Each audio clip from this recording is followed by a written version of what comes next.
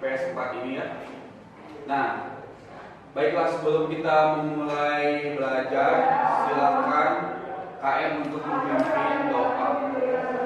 Mohon perhatian, sebelum kita belajar, alangkah baiknya kita berdoa. Pada baca bacaan masing-masing, berdoa mulai.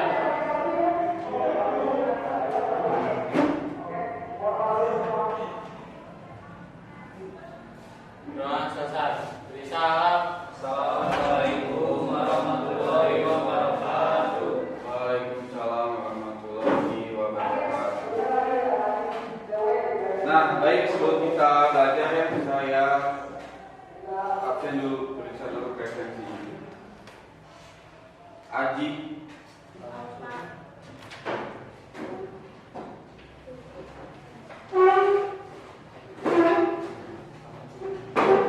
Alvin, Anila, Anissa,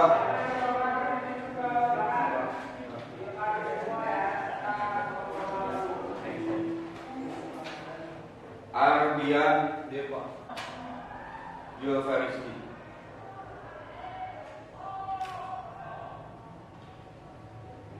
Nah ya, seperti yang sudah kita bahas di pertemuan sebelumnya, kita sudah membahas tentang materi Sumpah Pemuda ya.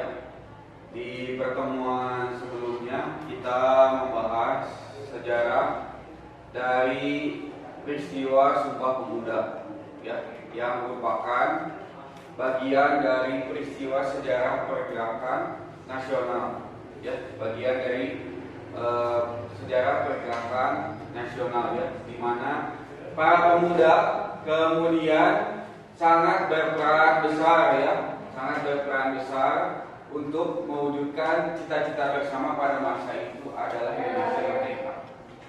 Ya, yang menjadi cita-cita bersama pada masa itu adalah ingin mewujudkan Indonesia merdeka ya, setelah menyadari bahwa begitu banyak penderitaan yang dialami,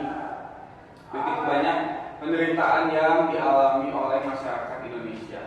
Lalu kemudian ini yang menjadi mendorong ya, bagaimana kemudian masyarakat Indonesia, terutama para pemuda itu bersosialisasi, berorganisasi, ingin mewujudkan Indonesia merdeka ya. Karena di pertemuan sebelumnya ya sudah membahas bagaimana dari segi ekonomi bangsa penjajahnya sejahtera, sedangkan warga pribuminya sengsara ya. Bahkan Indonesia Kongres Pemuda 1 dan juga Kongres Pemuda 2 ya. Jadi Kongres Pemuda 1 dan juga Kongres Pemuda 2. Nah ini ya, bahwa pemuda menyadari kalau mau merdeka dari penjajah Belanda, salah satu modalnya adalah persatuan ya, persatuan yang kemudian menjadi motor penggeraknya adalah anak muda ya, anak muda. Yang di luar anak muda ada ya, mungkin mereka menjadi pembimbing gerakan-gerakan pemuda ini, tapi yang dicatat dalam sejarah adalah anak-anak muda ya, Kongres Pemuda 1 pada tahun 1926 dan juga Kongres Pemuda 2 ya pada tahun 1928 ya. Yang isinya udah kita tahu bersama ya, secara garis besar. Kongres Pemuda 2 atau yang kemudian disebut sebagai peristiwa Sumpah Pemuda, setiap tahunnya kita peringati pada 28 Oktober 1928 ya. Nah, hari ini kita akan naik level, gimana caranya kalian membuat proyek yang terinspirasi oleh peristiwa masa lalu, yaitu peristiwa Sumpah Pemuda. Gimana caranya Sumpah Pemuda peristiwa tahun 1928, nilai hikmah dan manfaatnya diwujudkan dalam suatu proyek kelompok yang dikasih nama rencana kontribusi unggulan ya.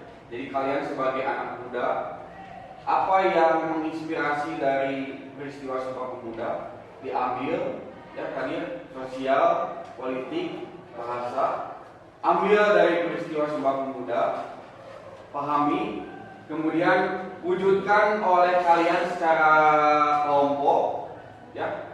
Dalam judul besarnya adalah rencana kontribusi unggulan. Apa kontribusi unggulan kalian dalam bidang sosial, politik, dan bahasa ya, itu yang akan dibahas di presentasi pada hari ini ya. Jadi bagaimana peristiwa Sumpah Pemuda zaman dulu, nilai hikmah maknanya kalian resapi dan diwujudkan dalam suatu rencana kontribusi unggulan sesuai kelompoknya masing-masing.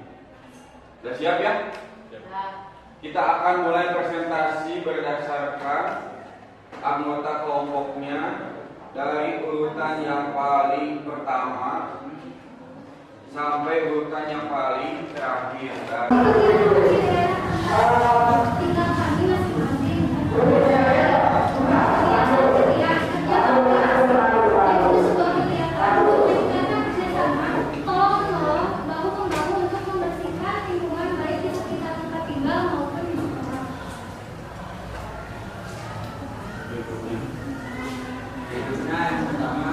Menjadi ketua di bidang aksi peduli lingkungan. Kita mengajak masyarakat untuk melakukan revitalisasi seperti menanam tanaman di sekitar rumah dan melakukan kegiatan memilih sampah untuk memisahkan antara sampah atau pameran buku seperti kegiatan pameran buku baca bahasa. Di kegiatan ini kita dapat meningkatkan minat baca dan kegiatan ini bisa dikenal.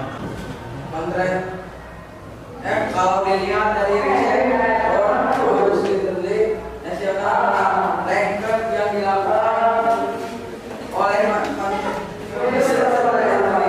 University 2018 lalu, Indonesia menduduki peringkat ke-60 dari negara ke-1. Padahal dari segi materi untuk mendukung Jakarta, peringkat Indonesia berada di atas negara Eropa. Selain itu, kemudian teknologi seperti informasi bisa dimanfaatkan oleh anak muda untuk membiasakan membaca, percaya membaca literasi atau buku setiap hari, bisa menambah wawasan dan merangsang kemampuan verbal serta kreativitas dalam masih ada mulainya. Pilih buku yang sederhana seperti novel yang favoritmu. Kalau di spesifik ya, kalau menjelaskan jadi apa rencana kontribusi unggulan di bidang sosial apa, kalau udah berikutnya rencana kontribusi unggulan dalam bidang politik apa ya, kalau beres rencana kontribusi unggulan dalam bidang bahasa ya. Jadi ada kasih jeda ya. Setelah rencana kontribusi unggulan sosial atau apa, kasih jeda, kasih penjelasan berikutnya adalah penjelasan mengenai apa. Udah beres, kasih penjelasan lagi bahwa yang terakhir akan menjelaskan tentang apa. Assalamualaikum warahmatullahi wabarakatuh. Waalaikumsalam warahmatullahi wabarakatuh. Kami dari kelompok akan mempresentasikan tentang rencana kontribusi unggulan kelompok kami yang mengambil dari peristiwa Sumpah Pemuda. Mungkin sebagian dari kalian tahu apa itu Sumpah Pemuda. Nah, jadi Sumpah Pemuda adalah satu tonggak utama dalam sejarah pergerakan kemerdekaan Indonesia. Ikrar ini dianggap sebagai kristalisasi semangat untuk menegakkan cita-cita berdirinya negara Indonesia. Nah, kami sih memiliki 3 unggulan dalam bidang sosial, politik, dan bahasa. Nah, 3 unggulan kelompok dalam bidang sosial, yang ke-1 yaitu mengadakan revitalisasi bersama masyarakat lainnya di daerah yang sedang kekeringan. Nah, jadi kesimpulan dari kelompok kami yaitu Sumpah Pemuda memiliki keunggulan dalam yang pertama itu bidang sosial. Bidang sosial kami itu mengadakan reboisasi bersama, mengadakan kegiatan ronda, dan mengadakan kegiatan gotong royong. Lalu di bidang politiknya itu ada partisipasi dalam pemilu, aktif menyuarakan aspirasi, mengikuti keorganisasian. Dan yang ketiga, bidang bahasa, mempelajari bahasa daerah lain, mengadakan seminar pendidikan, dan yang ketiga itu mengadakan webinar. Jadi lebih singkatnya itu kita sebagai pemuda harus memiliki kita sebagai pemuda sebagai generasi emas Indonesia harus memiliki kontribusi yang besar di negara kita agar kita juga bisa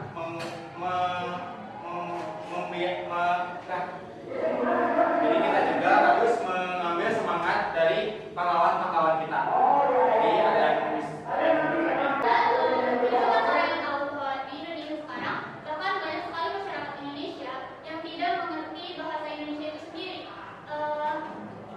seperti contohnya para cici-cici, koko-koko Cindo gitu ya, yang mereka dari kecil diajarkan untuk berbicara bahasa Inggris, dan juga mereka masuk ke dalam sekolah internasional yang bicara sehari-harinya adalah dengan menggunakan bahasa Inggris, sehingga komunitas ini diperlukan karena untuk menginformasikan kepada mereka yang tidak mengetahui dan tidak mengerti bahasa Indonesia untuk menanamkan budaya kita yang sudah terjadi di Indonesia, karena mereka cenderung lebih mengetahui berita-berita yang terjadi di luar daripada yang terjadi di negara sendiri. Yang kedua yaitu dengan mengikuti kegiatan speech dan juga debat. Kita bisa mengikuti kegiatan speech dan juga debat ini baik mengikutinya dari lomba di dalam sekolah maupun di luar sekolah, baik bahasa Indonesia dan juga bahasa Inggris. Kegiatan ini selain untuk melestarikan bahasa melalui konten yang kita sampaikan, kita juga bisa melatih kemampuan berbicara kita atau public speaking kita di depan umum. Lalu yang terakhir adalah dengan membuat konten kreatif. Membuat konten kreatif yang seperti apa? Kita bisa melihat sekarang banyak konten-konten seperti di aplikasi TikTok atau di Instagram yang membuat konten tentang bahasa, yaitu seperti perbedaan bahasa di berbagai daerah di sampai itu mah. itu adalah cara kontribusi ukuran kelompok dalam bidang sosial yang dibacakan oleh Tiara. Pertama, kami sebagai pelajar bisa melakukan pelaksanaan kegiatan-kegiatan aktif di masyarakat yang bertujuan untuk meningkatkan kesadaran masyarakat tentang lingkungan dan kesehatan. Kedua, kami sebagai pelajar bisa melakukan bakti sosial seperti asuransi dengan mengadakan kegiatan. Ya, baik. Ya, nggak apa-apa masih muda menjadi pemimpin, ya, misalkan pemimpin di kelas, pemimpin di komunitas, ya, atau pemimpin di kegiatan-kegiatan lainnya. Ya, jadi bagaimanapun juga kalian suatu hari nanti akan menjadi pemimpin, yang akan menjadi leader. Karena pemimpin yang sekarang akan menjadi tua, kemudian meninggal dunia. Berarti butuh ganti. Ya, berarti gimana caranya kalian mungkin di masa depan harus siap fisik, ilmu, pengetahuan untuk menjadi pemimpin. Nah, bagaimana itu menjadi kontribusi itulah. Lalu juga dalam bidang bahasa, ya, yang paling banyak dipresentasikan adalah gimana caranya bahasa itu dilestarikan dengan cara membaca buku, diskusi, debat positif, ya, dialog, mungkin podcast, video YouTube, ya, puisi, lomba artikel, lomba pidato, ya, lain sebagainya. Jadi bagaimana caranya kalau dalam peristiwa pemuda bahasa menjadi yang mengikat kesatuan dan kalian bawa ke zaman sekarang, gimana caranya bahasa itu menjadi pengikat persatuan dan kesatuan juga, itu harus dilestarikan di sekitar lingkungan bahasa asing, ya, bahasa Korea, bahasa Inggris, bahasa Jerman, bahasa Jepang.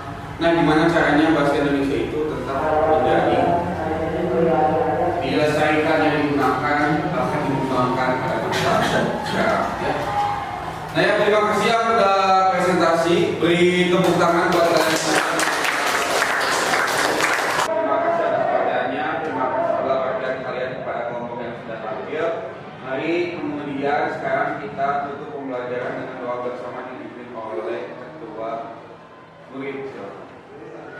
perhatian